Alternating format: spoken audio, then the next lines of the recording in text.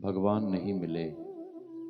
भगवान को सब जगह ढूंढा, बैकुंठ में और बैकुंठ जान कहाँ कोई। क्षीर सागर में भी ढूंढा, भगवान नहीं मिले। न जाने भगवान हम लोगों से नाराज होके कहाँ चले गए। भगवान भोलेनाथ मुस्कुराते हुए कहते हैं, करे देवताओं, इतने ज्ञानी होकर भी अज्ञानियों जैसी बातें करते हो। भगवान को यहां वहां ढूंढने की क्या जरूरत है। भगवान भोलेनाथ ने कहा, हरि व्यापक सर्वत्र समाना, प्रेम ते प्रकट हो ही मैं जाना।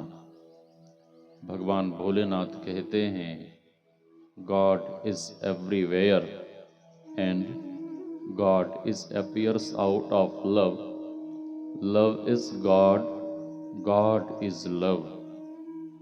भगवान भोलेनाथ कहते हैं, प्रेम ते प्रकट हो ही मैं जाना। और प्रेम कैसा होना चाहिए?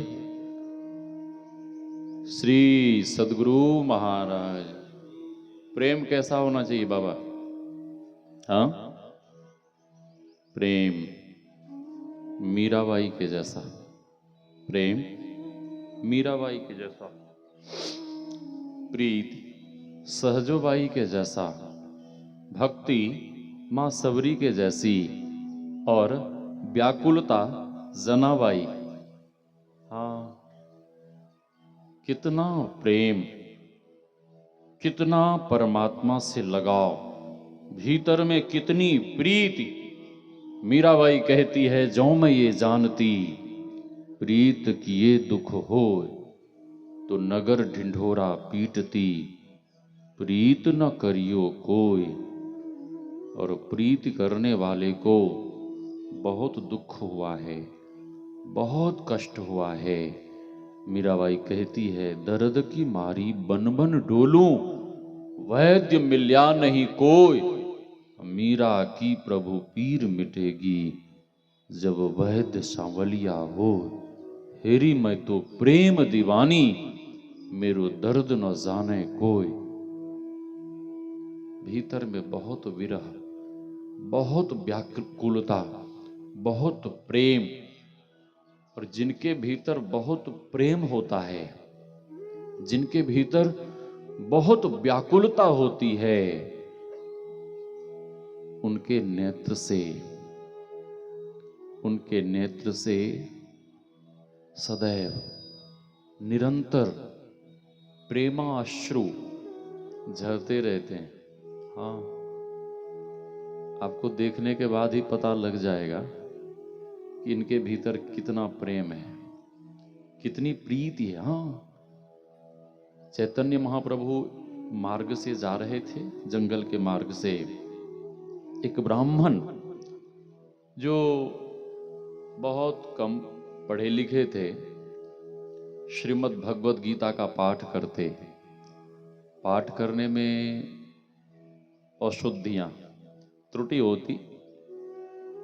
विद्वान ब्राह्मण जन कहते, गरे तुम पढ़ना तो जानते नहीं हो और पोथी लेके यहाँ चौक पे बैठ जाते हो, हनुमान जी के मंदिर के आगे गीता लेके बैठ जाते हो,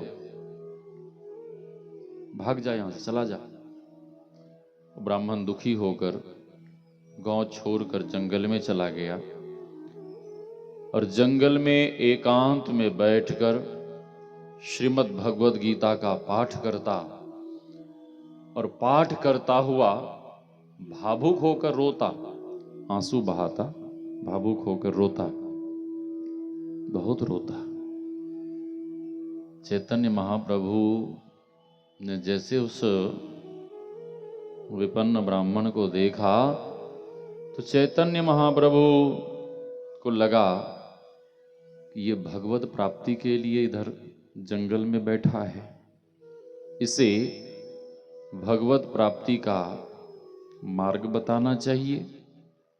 गए चैतन्य महाप्रभु ने देखा श्रीमद् भगवद गीता का पाठ कर रहा है।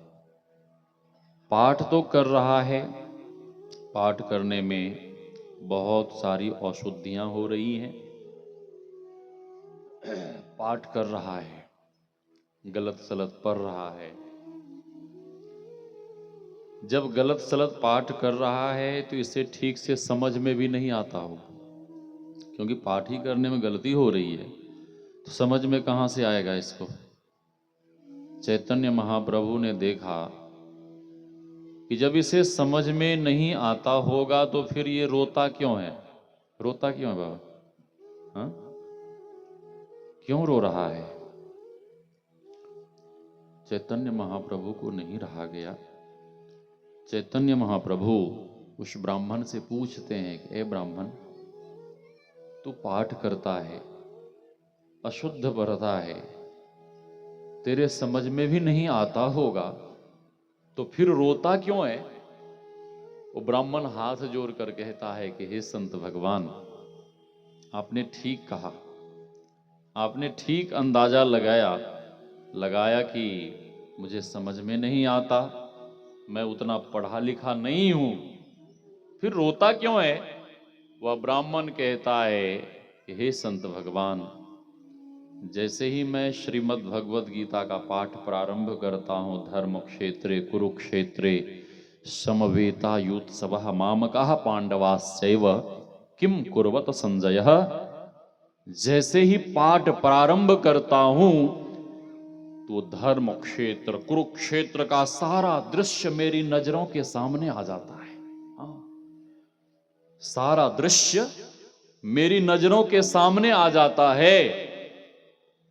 भगवान भी सामने खड़े हैं। देखिए वो क्या कह रहा है, भगवान भी सामने खड़े हैं, अर्जुन भी घुटने टेके हाथ जोड़े बैठा हुआ है।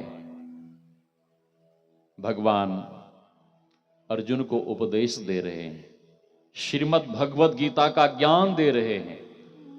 निरंतर भगवान अर्जुन के तरफ ही